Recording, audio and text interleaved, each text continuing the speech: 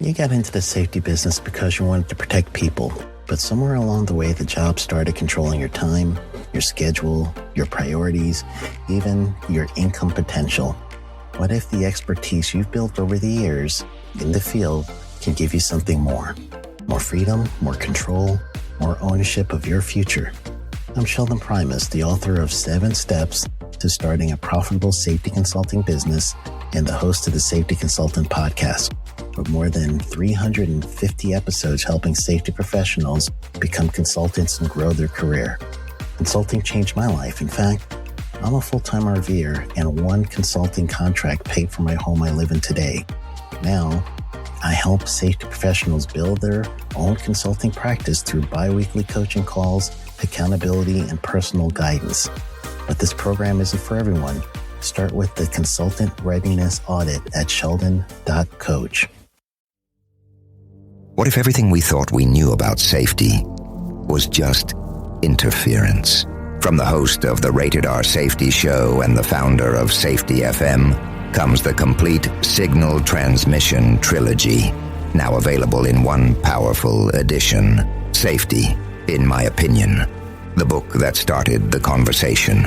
Safety Mutation, where the boundaries of culture, systems, and belief begin to break. And now, Safety Transmission, the final piece of the signal. For the first time, all 3 books are together in one volume. The Signal Transmission Trilogy, Complete Edition. This isn't just about compliance. It's about consciousness. It's about decoding the way we think, lead, and live, inside and outside the system. Whether you've been following the signal since the beginning or you're just now tuning in, this is the version to own. Search Signal Trilogy on Amazon or visit safetyfm.com to get your copy now.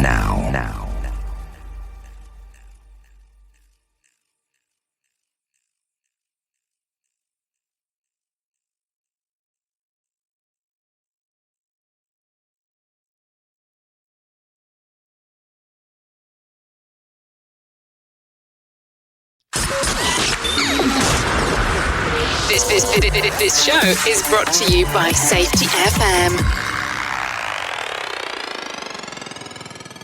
Hi, this is Jim Polzel from Safety Wars. Before we start the program tonight, I wanted to make sure everybody understood that we're going to be talking about a couple of legal cases here. I'm going to mention some stuff up front. Everyone is innocent till proven guilty.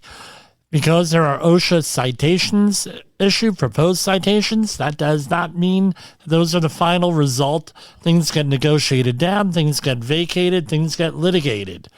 Everyone is innocent till proven guilty. We are working off of available public records, newspaper accounts, OSHA press releases, and things of that nature. And we can't make any warranty or guarantee as to what was there. If it's true, not true, what the facts are, or anything else, we're just going off of non-copyrighted OSHA information and some of my own observations and field experience, things of that nature. So, enjoy the show. Look back is hearing from you and seeing you tomorrow. From the border of liberty and prosperity and the highway to the north, this is Safety Wars for this Valentine's Day, Tuesday, February 14th, 2023. Happy Valentine's Day, honey.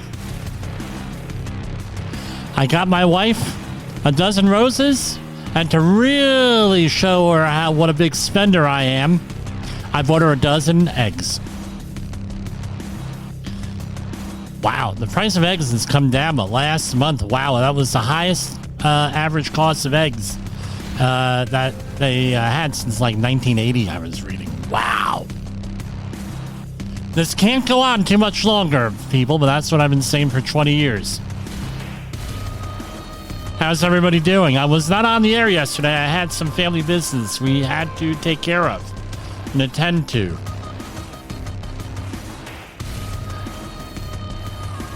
A lot of stuff. I was all over the tri-state area yesterday. Unbelievable. A lot going on. We're going to start out with some commentary on the balloon situation. I wish we were allowed to have regular music and not all this royalty-free music. So, I guess we could call this a Safety Wars exclusive. So, the balloons. What about the balloons? So, reportedly we know about the big one. A listener of ours sent in a photo of it over western North Carolina, right, the first one. And we the government shot it down over the Atlantic Ocean. Then we had a second one over the Aleutian Islands, Alaska area over the weekend. That was shot down. Then there was one up in Canada that was shot down, and another one over Lake Huron. Right, the first one was at like 70,000 feet. Was only a hazard to military aircraft, but the other ones were right in the flight path. Now, what's my exclusive here? So I'm did a little bit of research and some other stuff. What people are not saying. So as everybody here knows, we've been covering this whole thing with the power outages and the threats to our power grid over the last 4 or 5 months that we've been on the air. And it turns out that according to NBC News, who actually did a real deep dive, and I have to commend them on that, there were over 600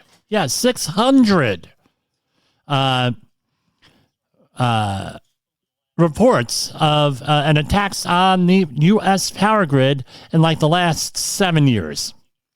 Most of them went unreported. One of them was at Metcalf Road, which some of my listeners who I used to work with in California, right, recall that was right down the street from Pratt & Whitney UTC, one of the projects that we worked on where we were cleaning up rocket fuel and ground aluminum. So and then it moved on, and then in, I believe it was North Carolina, one of the counties was completely knocked out by domestic terrorists because they disagreed with something that someone was doing. Anyway, I digress. And it's disruption, plain old disruption. So back in the mid 90s, the lower Hudson Valley had a whole series of UFO sightings. Some of them were legitimate. I'll be honest. I saw a flying saucer up here in like 1996 outside of West Point along Route 293. So over there, Highland Falls, West Point area.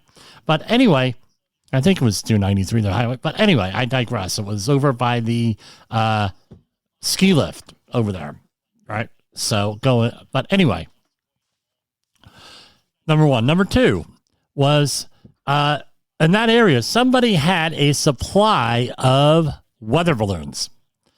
And, they started to get a little bit wild and crazy, and I had heard about this. And then, I had found out some more information when I didn't live there, but I was working up there. And what people were doing was filling up these weather balloons with helium, putting the glow sticks around the outside of them, as we all know, and then, with duct tape, the glow sticks, you get them at like carnivals, sporting events, 4th of July celebrations where you break them open, then they glow. And then, from what I saw, I saw one of these things that actually came down. Women used to put like various articles of clothing onto the weather balloon and launch them out over the Hudson River, right? And then like a day or two later, you'd hear on the news, oh yeah, there was a UFO sighting, and you'd hear, oh yeah, there's another UFO sighting in the area, blah, blah, blah, blah, blah. So what's my point to all of this, right? All of this is this. My point is this. All of this stuff is readily available. You could go on the internet right now. I'm not releasing any national security secrets here, and I don't want to give anyone bad ideas. But apparently, the one report out this afternoon that there were hundreds of these, dozens, whatever it is, a whole number, right, of these things over that they're finding. Well, all this stuff is readily available on the internet. You could go out there and order weather balloons all over the place, and Helium, now, and right now I'm told that there's a helium shortage, or, the helium has gone up, it's a commodity and everything else. Well, guess what? Helium is very is readily available. So what's the chance of someone going and taking helium, filling up these balloons, or it could be another lighter-than-air gas. Hydrogen is readily available, too. I believe acetylene is readily available. Propane is readily available, right? A lot of these gases. I don't know if propane is heavier than air. I have to look that one up. But anyway, launching these things up and causing a navigational hazard to airports and planes.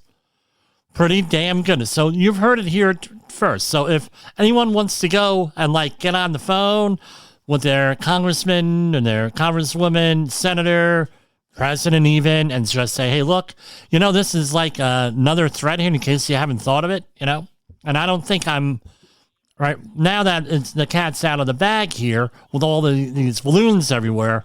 Anyway, I think that's maybe an issue that they need to look into, maybe restricting the purchase of weather balloons, things of that nature. Before you say, well, Jim, that doesn't make any sense. They've done it before with ammonium nitrate, if you recall, in the 90s after the Oklahoma City bombing. So I don't think that is really a big deal.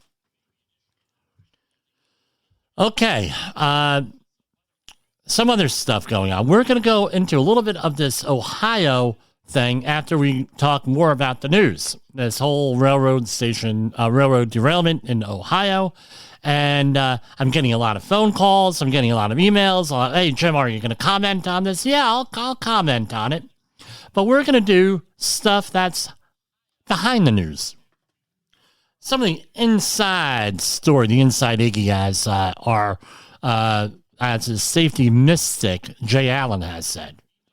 And I don't even know what that means, Iggy. But anyway, he says it all the time. Anyway, Dow Jones Industrial. Here we go with all of the Dow Jones Industrial finished down today, 34,089.27. S&P 500 down, 41,36.13.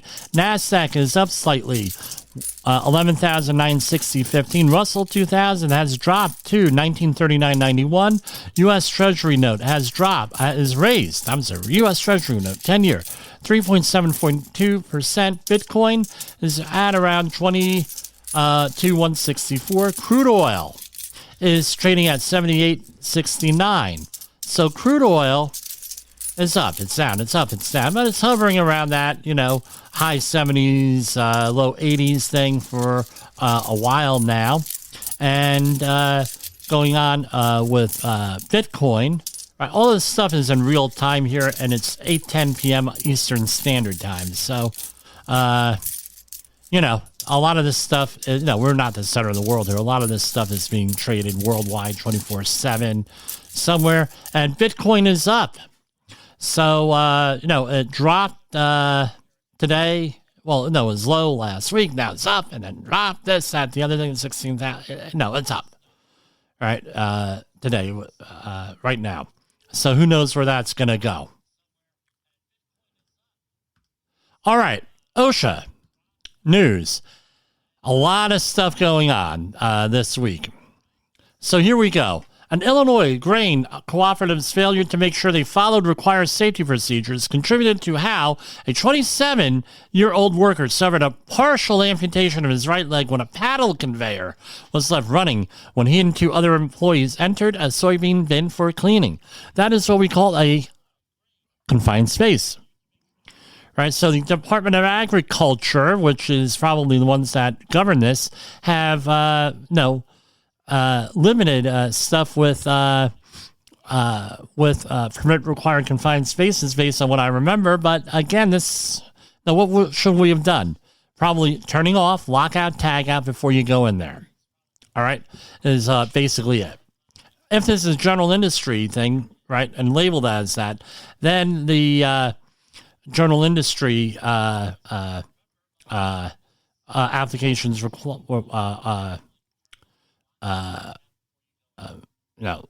general industry confined space, entry, lockouts, tag-out stuff applies. So let's get deeper into this press release. This happened on August 15, 2022. OSHA determined that OSHA's grain handling, safety, and lockout and tagout regulations require power device to be energized before workers enter bins. So, here we have grain handling. We're going to go deep into the citation if it is if it's here. The agency proposed penalties at $629,946. OSHA issued 4 willful and 1 repeat violation here. All right. So what are we looking at here? Here we have it. All right. And we're scrolling down into the citations. Remember, March 30th, all of this stuff changes, and companies are going to be paying a lot more. Okay, first one. Type of, apparently general industry, this is being counted as, right? Type of violation, willful, serious. 1910.28, this is the walking working surfaces standard. The employer does not ensure that each employee less than 4 foot above dangerous equipment is protected from falling into or onto dangerous equipment by a guardrail system or a travel restraint system. Okay, what's the fine on that? $156,000. That's a willful, serious. Type number 2, willful, serious. Another one, 1910.28, V6I, right? They cited them again for the same thing, $156,259. Citation item 3, willful, serious. Another one, same one, $156,259. Citation 1, item 4. Okay, it's a different one. 1910-272 G12. Prior to entry, all mechanical, electrical, and hydraulic and pneumatic equipment which is presented as dangerous to employees inside grain storage structures. So grain storage structures are not agriculture. They're apparently general industry. And the grain handling facility are not disconnected. So, okay, that's one. All right. I'm not familiar with that type of work, specifically grain stuff. And this is a repeat. 1910-272 G13. The atmosphere within a bin, silo, or tank in the grain handling facility is not tested for oxygen content. Wow. And this was a repeat violation, 4910. For a grand total of $629,946. Wow.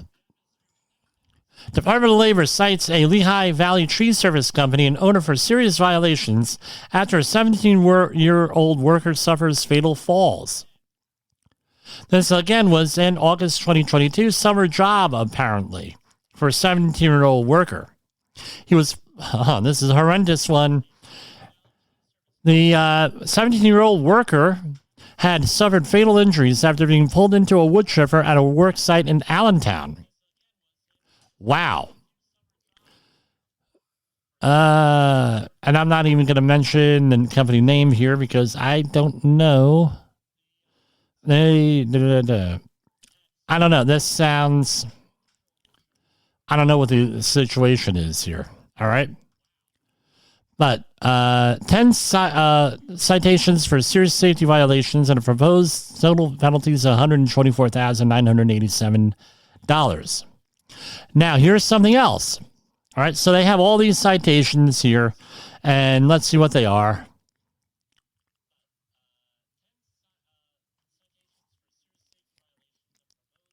Here you have type of one side serious is general duty clause. Right, safe and healthful place of employment, free of recognized hazards. Hold on. All right. All right. So the person was exposed to being caught in rotating and moving parts, not a wood chipper.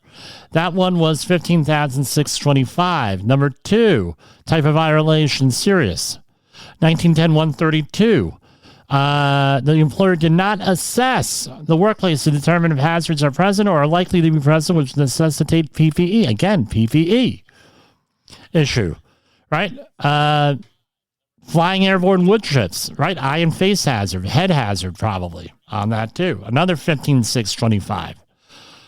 1910-133, A1, protective eye and face equipment. Number 4, employee did not wear a hard hat, right? Protective helmet. Number 5, protective footwear. So this is always a thing, right? For us, safety guys, safety gals, right? Is specifically, I'm not wearing safety-toed shoes because I had a relative, an uncle, grandfather, great-grandfather, grandmother's paramour who was working in a shipyard in the Pacific Northwest, logging or somewhere else like that, steel mill, and they a piece of steel, a tree or something else fell from 5 stories in the air. They happened to be standing underneath the load, and it landed on their toe. And if it weren't for those steel toes, their foot they'd still have their toes today. Really? Now, how many times do you think I hear that? I heard it this week again. I said, oh, okay, great. That's no, let the supervisors handle it at that point. You know? And what it comes down to is this. I did a deep dive with legal cases and everything with this. LexisNexis, and talked to some attorneys and everything. Like the first freaking question that they ask with a foot injury, were you wearing protective footwear? And guess what? You cannot use broken and missing limbs as leading indicators of the need for protective footwear. Can't do it.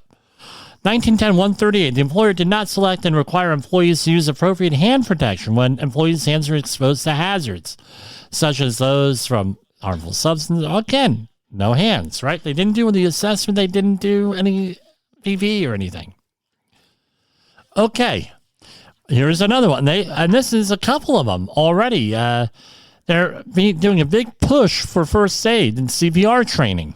So there was neither an infirmary, clinic, or hospital used for the treatment of all injured employees in near proximity to the workplace, or a person or persons adequately trained to render first aid.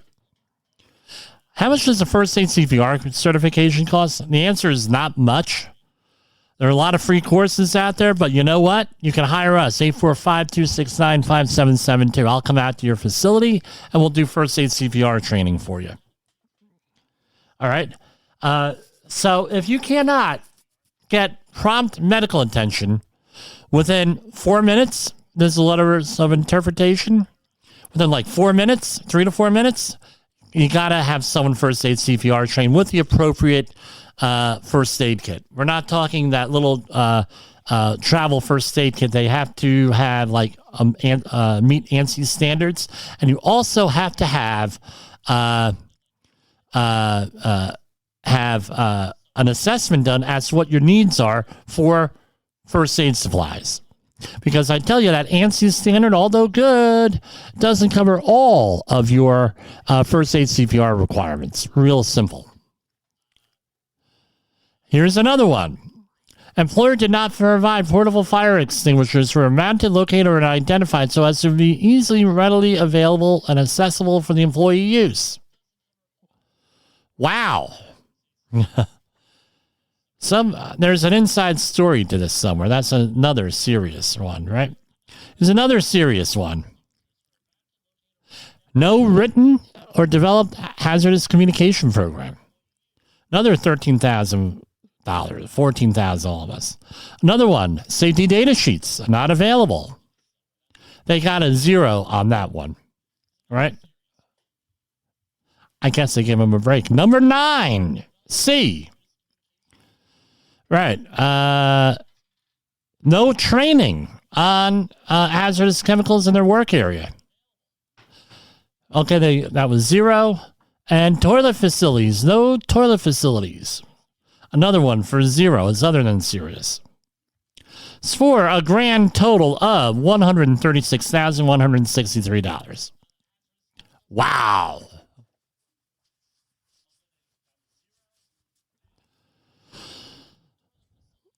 U.S. Secretary of Labor Marty Walsh joined Assistant Secretary for Occupational Safety and Health Doug Parker today to sign a memorandum. This is from yesterday. It gives the OSHA the authority to issue certifications in support of applications for U non-immigrant status and T non-immigrant status visas. U visas and T visas allow victims of specific crimes to help law enforcement to detect, investigate, and prosecute crimes without fear of retaliation based on their immigration status. Why is OSHA getting this authority? Next paragraph. For the first time, OSHA will be able to issue these visa certifications during its workplace safety investigations. So this is what happens. You have an immigrant workforce that may not even have issues with being in the country legally. And then what do they have? Well, I'm not saying anything. I'm not helping anybody out. They're from the government. They're going to send me away. Well, guess what? OSHA is going to be issuing visa certifications if it's... If it involves what OSHA has jurisdiction in. So for the first time, OSHA will be able to issue these visa certifications during the workplace safety investigations when the agency identifies qualifying criminal activities, including manslaughter, trafficking, extortion, felonious assault, forced labor, and obstruction of justice. So, OSHA's new authority, effective March 30th, 2023, will strengthen its ability to protect all workers, including those whose immigration status or other social and cultural inequities discourage them from sharing information with investigators or reporting workplace safety and health issues. The authority will also provide the agency with a critical tool for protecting immigrant and migrant worker communities, regardless of their lack of immigration status or temporary employment authorization. Expanding OSHA's UNT visa certification authority helps the agency better fulfill its mission to make U.S. workplaces as safe and as healthy as possible. Right? And that's it. I'm not going to read out any further, but that's basically it. U.S. Department of Labor announces publication of interim final rule for handling criminal, antitrust, and anti-retaliation complaints. As we recall, right, this isn't part of the press release, but let's remember, OSHA handles like over 20 different whistleblower areas, right, for the government, that in areas that don't even have anything to do with safety. But OSHA is the repository, is the enforcement arm, is the data generation arm for any of those things.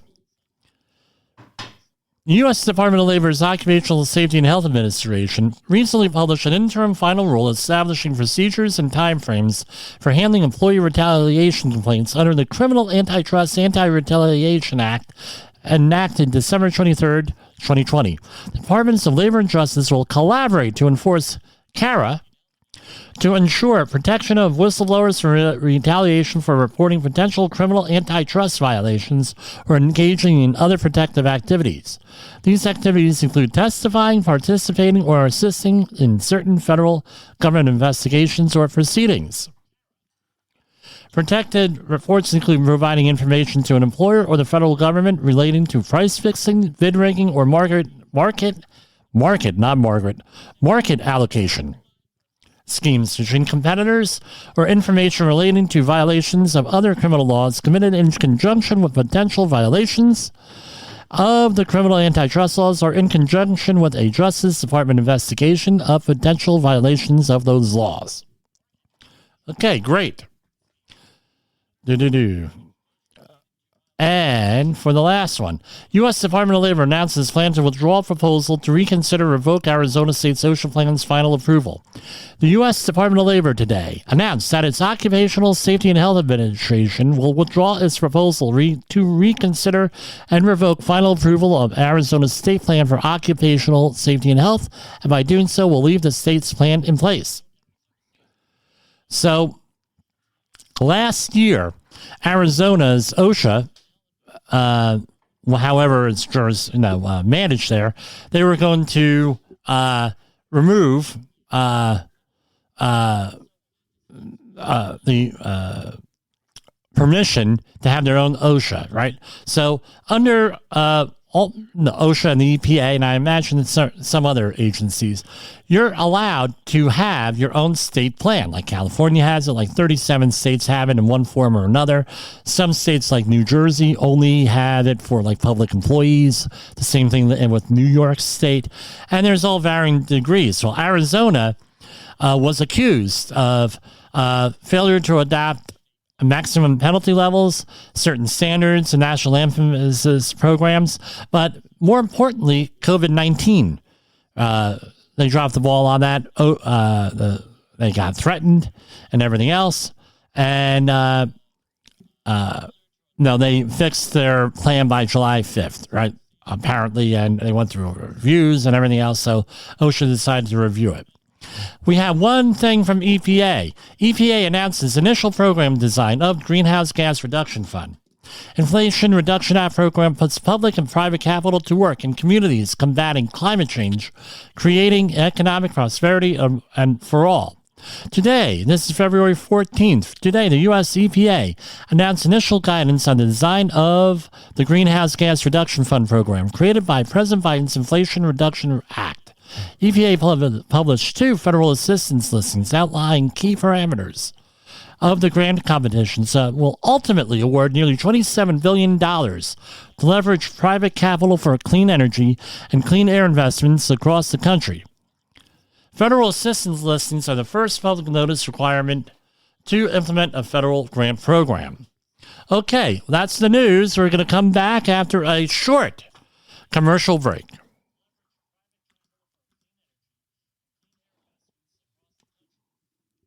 Oh, hold on, everybody.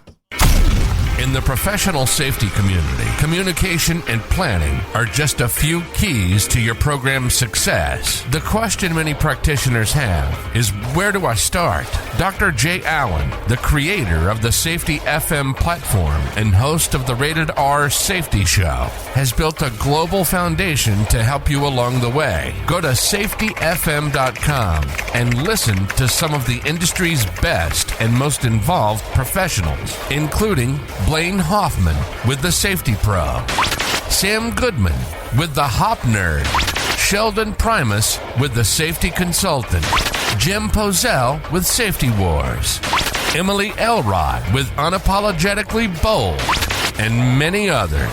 As individuals, we can do great things, but as a team, we become amazing. Dial into safetyfm.com today and surround yourself with a powerful force of knowledge and support. Is your safety training old, stale, and hackneyed? Is your safety trainer still preaching a warped version of behavior-based safety? How about safety training that actually addresses your hazards in your workplaces and is not standardized baloney from 25 years ago? Contact the Safety Wars team at safetywars.com or call Jim Pozell at 845-269-5772. Remember, if you're receiving this message, you are the solution to unsafe workplaces. Okay, yes, you are the solution, and you're also the solution to protecting yourself and your family. So there's been a lot of talk, and I wanted to talk about this yesterday, but as we said, we had stuff going on with the family. I could not make it there. Could not do it. Impossible. Right? And with that, so let's talk about this. All right. So here we have... And, just to let you know, we had major work done this weekend, my wife and I and kids, on our studio here. So I'm coming to you from a different computer setup here. Thank God it worked. We'll try it again tomorrow. So just FYI, next week we are going to be broadcasting remotely. There's a good chance I will not be on the air the majority of next week. I am making my way to Florida next week, and I will be on February 24th. We will be at the International Conference on Climate Change. I'm broadcasting and interviewing people there. If everything goes well, we have it arranged and everything else. It's a go. We're doing this remotely. right now I'm working just between audits and everything else. I'm actually turning work back right now. We're between this program and everything else, we're doing like everybody else a 14-hour day here. So I'm going to be taking a couple of days off, meeting with some people, and we'll be back on Friday and everything. Hopefully, but that may not happen. So we'll see what happens next week. So anyway, this train, in Ohio. Now I'm going to start this out with a disclaimer. I am not involved with this whole situation. Personally, I'm not consulting on it or anything like that. I'm going off of publicly available data. I have not gotten any analytical data or anything like that to comment on this stuff, but we're going to be talking about things.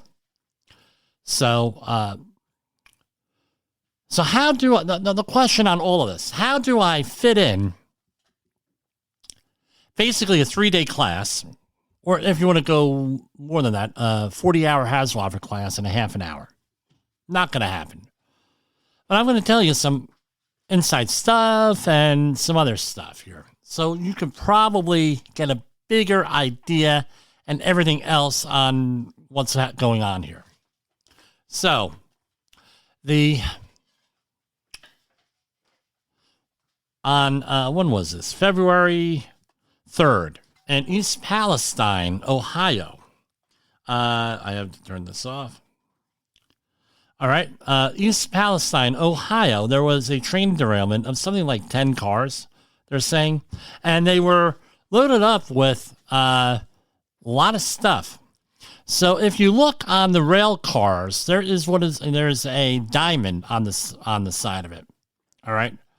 And that diamond has a UN number on it.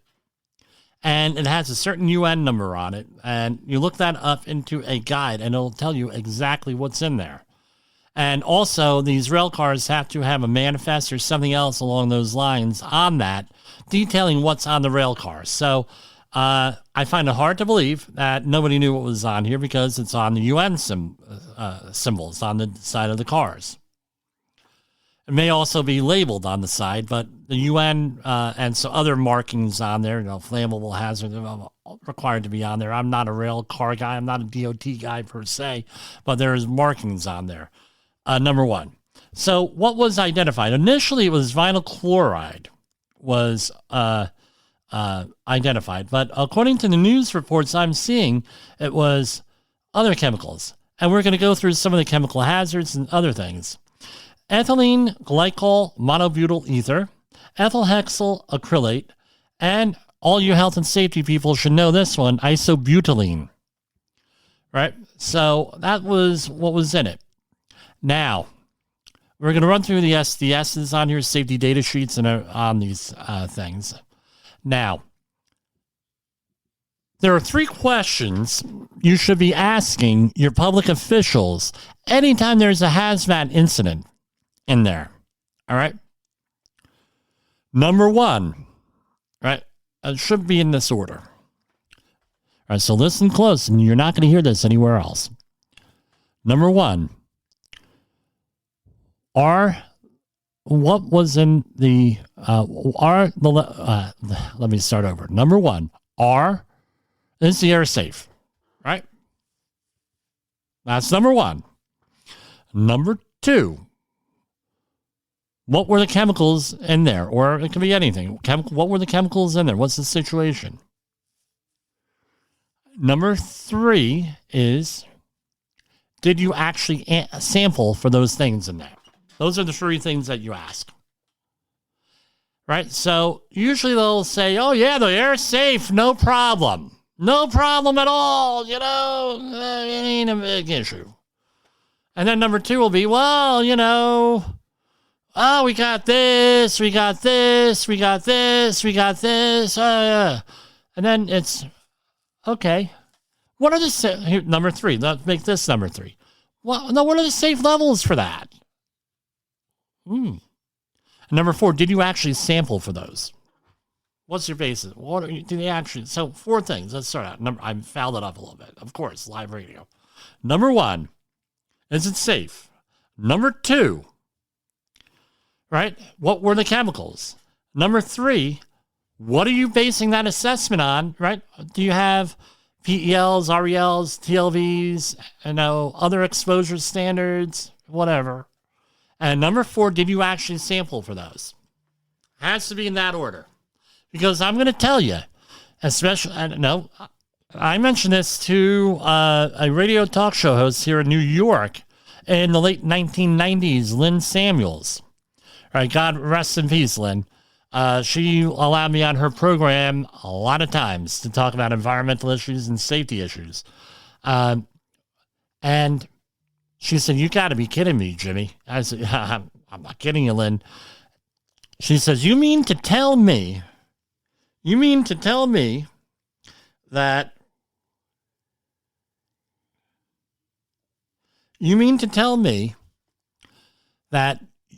they'll go through all of those questions and they won't even sample for it? I said, yeah. She says, you're full of Gruvino. She didn't say that on the air, but she's like, you got to be kidding me.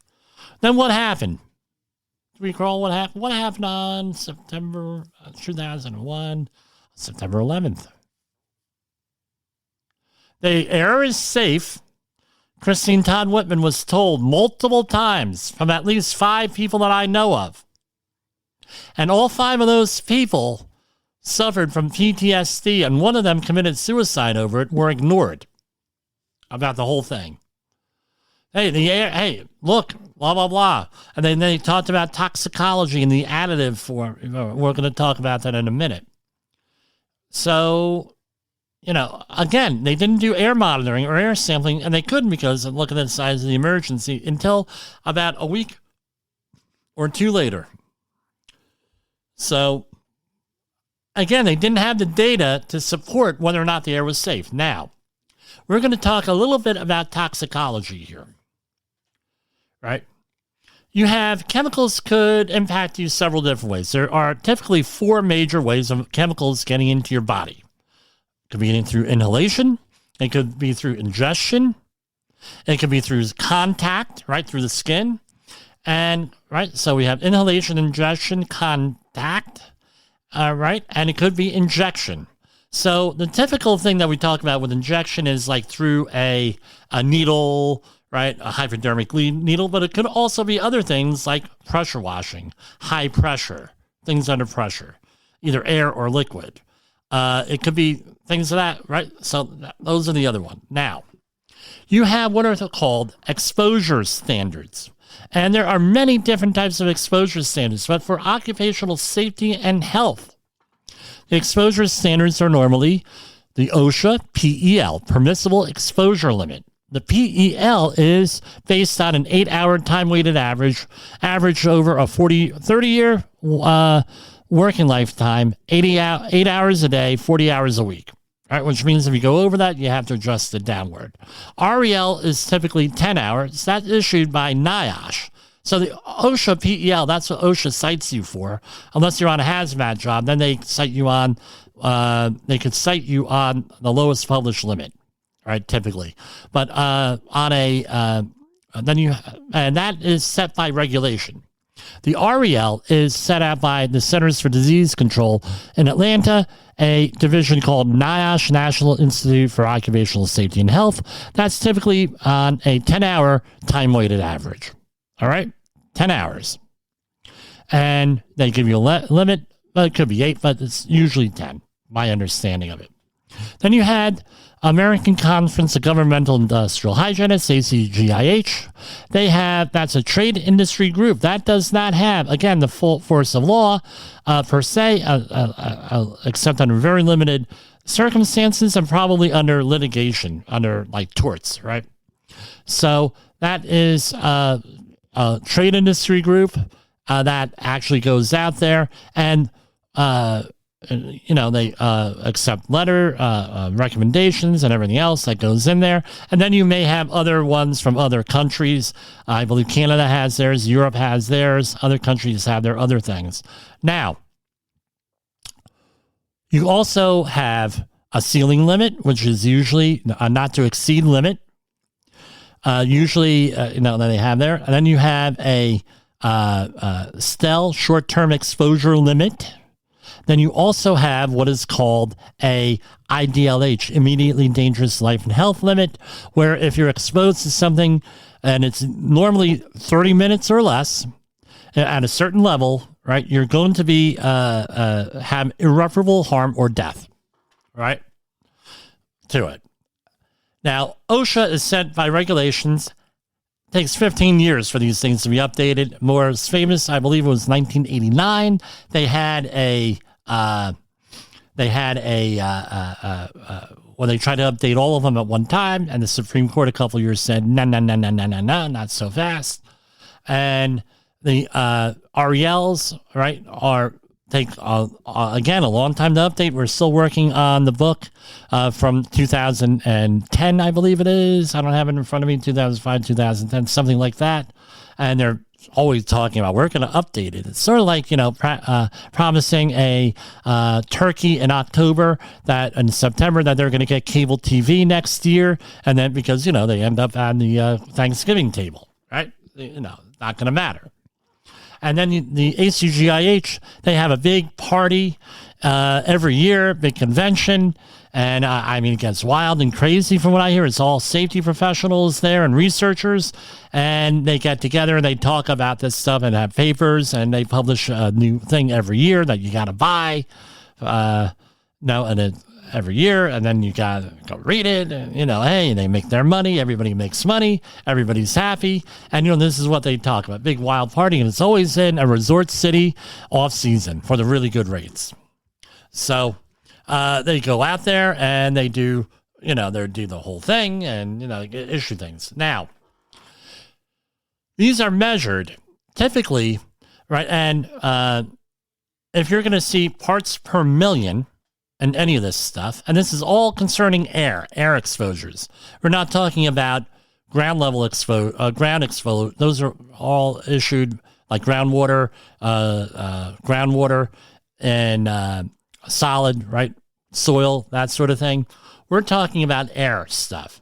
So usually, if you're going to see parts per million, you're going to be dealing with a gas or a vapor, right? If you're going to be seeing milligrams per meter cubed or some type of weight per meter cubed, micrograms per meter cubed, that's going to be typically a dust or an aerosol, right? However, note that a gas could also be described in a weight per volume, milligrams or micrograms per cubic meter, right? Or with that. So there is a formula for that, and I can't recall offhand, but it's on all of the health and safety exams, right? With that's in the body of knowledge. It may or may not be on your exam, but you got to know it if you're taking the exam, all right? I've taken a number of them. All right, so now we've got that done. Now, a chemical can have a couple of different effects on you. All right. So you can have, and I'm going to use math in there, right? You can have 1 + 1 = 2. This is called an additive effect, right? So you have chemical A plus chemical B, and you get and assuming it's the same target organs, right? You're going to get both of them added together. You have more, right? It's a sum of both of them. You have those effects. You can have a canceling effect. So you have two chemicals together as an antagonistic effect, right? So 1 + 1 = 0, where they cancel each other out. You can have a third type called a synergistic effect, where you have two chemicals together and 1 + 1 = 3, right? Think of it like two chemicals together and it gives you a worse, right? A worse effect, right? The overall effect is greater than some of the parts, and you can have everything in between there with that, after those three. Those are the three basic ones with that. Now, right now, there are exposure limits to, I'm told, right, I didn't count them, something like 1,000, 1,500, something like that in their exposure limits to chemicals in air for about that number of chemicals, right? Something like that. Now, my question is this. How many chemicals are there in the workplace, in the industry, potentially? Any guess on that? Varying estimates, anywhere from 75,000 to 100,000. So that means for the majority of chemicals out there, all right, the majority of chemicals, all right, there are no exposure limits. Now, let's talk about smoke, tobacco smoke. According to Natural American Spirit cigarettes, all right, the last time I looked it up was a number of years ago. Cigarette smoke has hundreds of different chemicals in it, right? Same target organ, right? The chemicals here from this, so as a review, we have ethylene glycol monobutyl, ether, ethyl hexyl acrylate, isobutylene, and vinyl chloride. So if they have the same target organ, which they likely do, then you have to go into the toxicological type of principles here, where there's a formula there, and you add all the exposure limits together and average them out. I'm not going to go over the formula here on air. Better for a video. You add them all together and you average them out, and you're able to figure out whether you have an exposure or not. So generally speaking, the more chemicals that you have, the lower your exposure limit. The more likely you are to exceed exposure limits if you have the same target organ. Does that make sense? So each one of these chemicals that I mentioned might have their own exposure limit. We're going to go through that in a minute. But when added together, right, they're not going to have the exposure limits are actually lower. So picture that. Think about it that way. By the way, forward this program along to your favorite safety professional here, especially the ones first starting out, because they're supposed to know this crap. All right, so let's talk about this. Our first chemical, vinyl chloride, goes by, I have the SDS here from a certain manufacturer. It has many different names to it. So it has, right off the bat, we're looking in section 2 of the SDS. All right. It is flammable. It is a compressed gas, and it is a systemic type of poison, right? So it's category 1 flammable gas, liquefied gas. Carcinogen, category 1, specific target organ. From repeated exposure, the target organ is the liver. Here we go. Extremely flammable gas may form explosive mixtures with air. So it's air reactive. Contains gas under pressure, may explode if heated, may cause frostbite, may displace oxygen, cause rapid suffocation, may cause cancer, may cause damage to organs through prolonged or repeated exposure. That is liver exposure. Now, we have all different precautionary statements here and going on, right? So, the main hazard from this is, if it's under pressure, according to the SDS, with this, what's skin contact, right? They're calling for rinsing with copious amounts of water.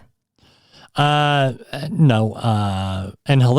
it may cause a suffocation on here, and everything else.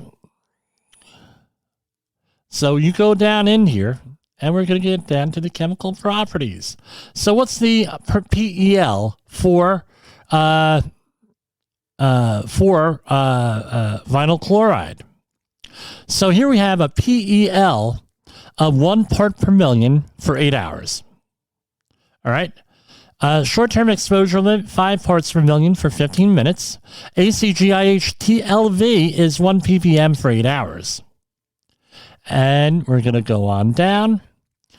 So, flash point for this stuff.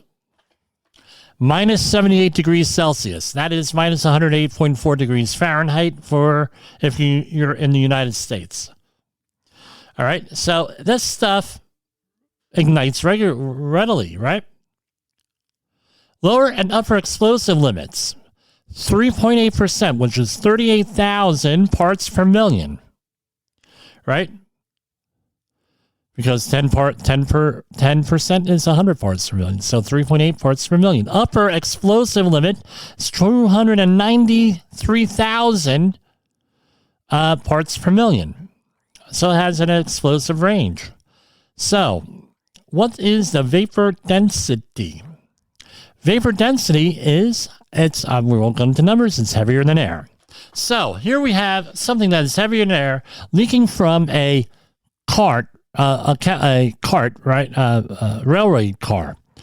So now you can understand if you have this stuff going on. I don't know what the volume of this was or anything, how much. Now you can understand what the issue is. You have a heavier than air gas going down and settling. Where's it going to settle? All the low places. It's going to settle in basements. It's going to settle in any depressions in the ground, sewers, anything like that. So you can understand why we are going out and we are evacuating areas. This is a very dangerous thing. I don't have the ERG book on here, but I imagine that, hey, let's do that. Emergency Response Guide. I hate when I do this. Right? So here we have the updated one, 2020.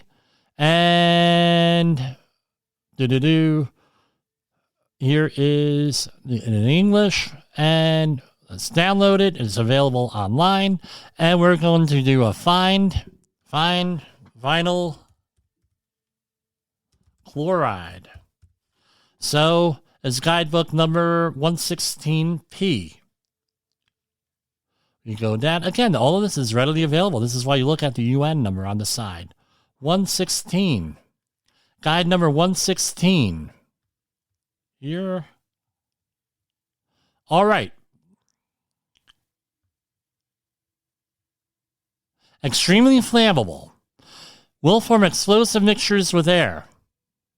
Right? Those substances with a P may polymerize explosive when heated or involved in a fire. Vapors from liquefied gas are initially heavier than air and spread along the ground. Vapors may travel to a source of ignition and flashback on here. So let's find this again. Vinyl chloride. Okay, it does not have a green label, which means that it does not have an area where they're going to be requiring a at least going to the emergency response guidebook, and we're going to verify this. We're going to go to the green pages. Does not have a, what's the word I'm looking for? An exclusion zone set up here. So let's go on down. Do we have anything? I'm double checking. Doesn't hurt to double check. An isolation distance.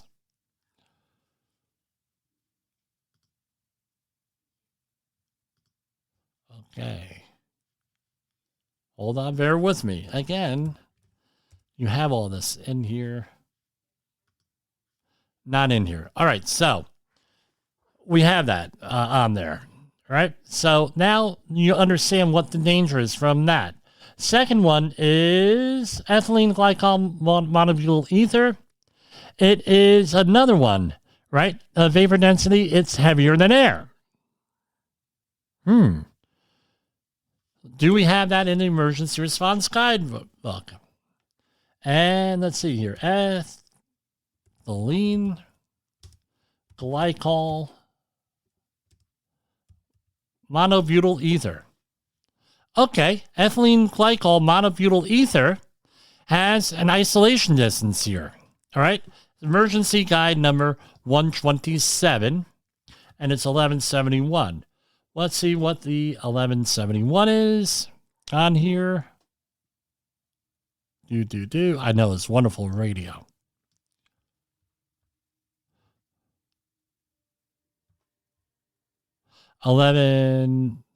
one doesn't really list it, but it doesn't really list it. But anyway, again, sinker, exposure limits, 20 ppm, TLV, no PEL, no MAK, right, which is European, 10 ppm, European Union, 20 ppm, right? Does not list a target organ here, but it does mean, here it is. It is a target organ is liver. Oh, okay. So we have vinyl chloride targeting the liver, ethylene glycol targeting the liver. Okay, let's see this one. Here we have 2-ethylhexyl acrylate. And again, target organ, respiratory system. All right. With that, does not, according to the SDS I have, does not impact the liver. But again, it has 2 ingredients, and only one of them has a PEL on here. And it's a vacated one by OSHA, 5 milligrams per meter cubed. That means it's an aerosol in all likelihood on here. And let's talk about isobutylene. The SDS for isobutylene. Hold on. So here we have one with isobutylene is highly flammable. So now here's the question here. We're going to wrap this up. Wrap it all up, Jim. There's a lot of criticism of the government for handling this, burning it off. There's dead animals and everything else. So look at the hazards here. I wasn't there. I'm not going to second guess the person in the field. But I'm going to tell you this. This is some seriously nasty guvno here to deal with. And I probably, based on the available press information, I'd probably be handling it the same way. So, again, we need to keep an eye on this and watch this. And don't forget those 4 questions that I mentioned. And that's it for Safety Wars for February 14th. Happy Valentine's Day. We will see you tomorrow. The views and opinions expressed on this podcast are those of the host and its guest and do not necessarily reflect the official policy or position of the company. Examples of analysis discussed within this podcast are only examples. They should not be utilized in the real world as the only solution available, as they are based only on very limited and dated open source information. Assumptions made within this analysis are not reflective of the position of the company. No part of this podcast may be reproduced, stored in a retrieval system, or transmitted in any form or by any means, mechanical, electronic, recording, or otherwise, without prior written permission of the creator of the podcast, Jay Allen.